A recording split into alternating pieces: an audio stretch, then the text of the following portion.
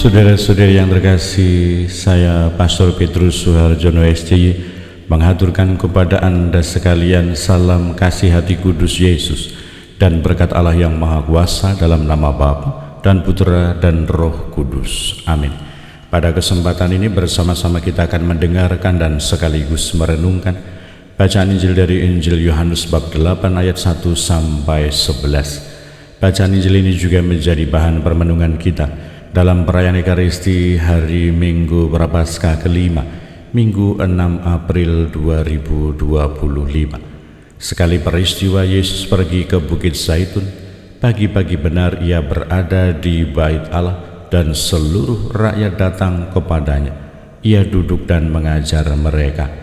Maka ahli-ahli Taurat dan orang-orang Farisi membawa kepadanya seorang perempuan yang kedapatan berbuat zina. Mereka menempatkan perempuan itu di tengah-tengah lalu berkata kepada Yesus, "Rabi, perempuan ini tertangkap basah ketika ia sedang berbuat zina. Musa dalam hukum Taurat memerintahkan kita untuk melempari dengan batu perempuan-perempuan yang demikian. Apakah pendapatmu tentang hal itu?" Mereka mengatakan hal itu untuk mencoba Yesus supaya mereka memperoleh sesuatu untuk menyalahkan dia. Tetapi Yesus membungkuk lalu menulis di tanah dengan jarinya. Dan ketika mereka terus-menerus bertanya kepadanya, ia pun bangkit berdiri lalu berkata kepada mereka, "Barang siapa di antara kamu tidak berdosa, hendaklah ia yang pertama melemparkan batu kepada perempuan itu." Lalu Yesus membungkuk lagi dan menulis di tanah. Tetapi setelah mendengar perkataan itu, pergilah mereka seorang demi seorang, mulai dari yang tertua. Akhirnya tinggallah Yesus seorang diri dengan perempuan itu yang tetap di tempatnya. Lalu Yesus bangkit berdiri dan berkata kepadanya, "Hai perempuan, di manakah mereka? Tidak adakah seorang yang menghukum engkau?" Jawab perempuan itu, "Tidak ada, Tuhan." Lalu kata Yesus, "Aku pun tidak menghukum engkau. Pergilah dan jangan berbuat dosa lagi mulai dari sekarang." Demikianlah sabda Tuhan. Terpujilah Kristus.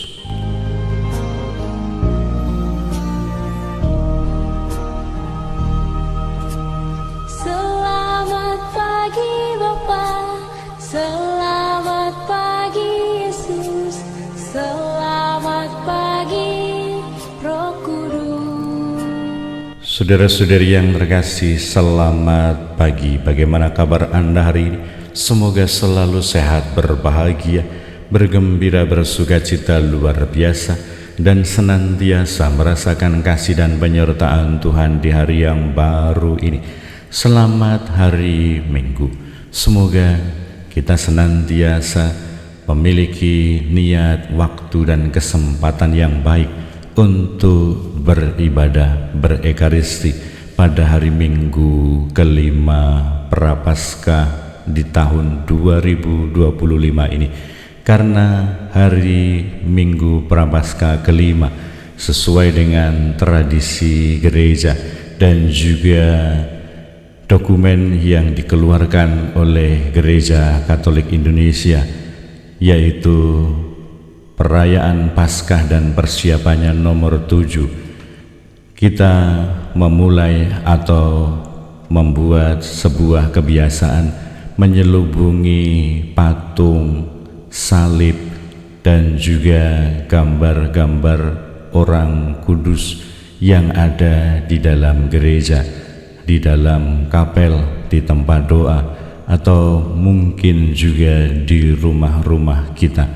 Tujuan dari menyelubungi atau menutup patung atau salib atau gambar-gambar suci itu ialah yang pertama, tanda pertobatan dan tanda kita mengenangkan Tuhan Yesus yang memasuki atau mengalami sengsara untuk penebusan manusia dari sisi kita, yaitu menekankan pertobatan sebagai manusia. Dari sisi Tuhan, kita mau menyatukan, kita mau merefleksikan, merenungkan Tuhan yang memasuki minggu sengsara. Kalau pada hari Minggu Prapaskah keempat yang disimbolkan dengan warna liturgi pink, kita memasuki Minggu Sukacita atau merayakan Minggu Sukacita yang disebut juga Letare. Maka pada Minggu Prapaskah kelima ini kita mulai memasuki Minggu Sengsara, dan kebiasaan atau tradisi menyelubungi atau menutup patung-patung orang kudus dan juga salib ini mau menunjukkan kepada kita supaya kita senantiasa sadar dan penuh penghayatan dalam menghidupi atau melaksanakan perayaan-perayaan pada Minggu Prapaskah dari setiap minggunya. Dan ada beberapa hal yang perlu diperhatikan dalam rangka menutup atau menyelubungi salib dan juga patung-patung ini, bahwa ditekankan dalam dokumen gereja perayaan Paskah dan persiapannya pada nomor 7, salib dan patung itu diselubungi dengan kain berwarna ungu atau merah. Maka pada hari Kamis Putih seyogianya tidak perlu diselubungi dengan warna putih, tetapi bisa menggunakan warna ungu atau warna merah. Dan kiranya bahwa memang penyelubungan itu dimulai pada Minggu Sengsara atau Minggu Prapaskah kelima ini, dan ketika perarakan salib pada Minggu Palma dan juga Kamis Putih merujuk kepada tradisi dan juga peraturan perayaan Paskah dan persiapannya, bahwa patung dan salib-salib yang memungkinkan untuk dipindahkan, dalam arti tidak diletakkan di dinding-dinding gereja atau di meja atau mungkin di tempat patung yang sudah disiapkan, maka yang memungkinkan untuk diangkat, disimpan, maka sebaiknya disimpan, diangkat, diletakkan di tempat yang baik.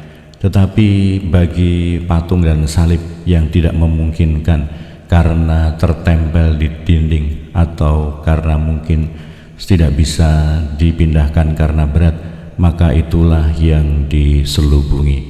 Saudara-saudari yang terkasih, semoga sedikit pencerahan berkaitan dengan soal penutupan dan penyelubungan salib yang dimulai pada Minggu Prapaskah kelima sampai dengan nanti pada perayaan Jumat Agung dan juga pada saat lagu kemuliaan pada malam Paskah memberikan inspirasi dan pencerahan dalam kehidupan liturgi yang lebih hikmat, yang lebih baik, supaya kita semakin mampu menghayati misteri Paskah dalam Minggu Sengsara ini.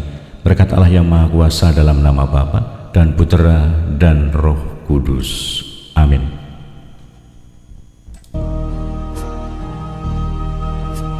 Selamat pagi Bapa, selamat pagi Yesus, selamat pagi Roh Kudus. Terima kasih atas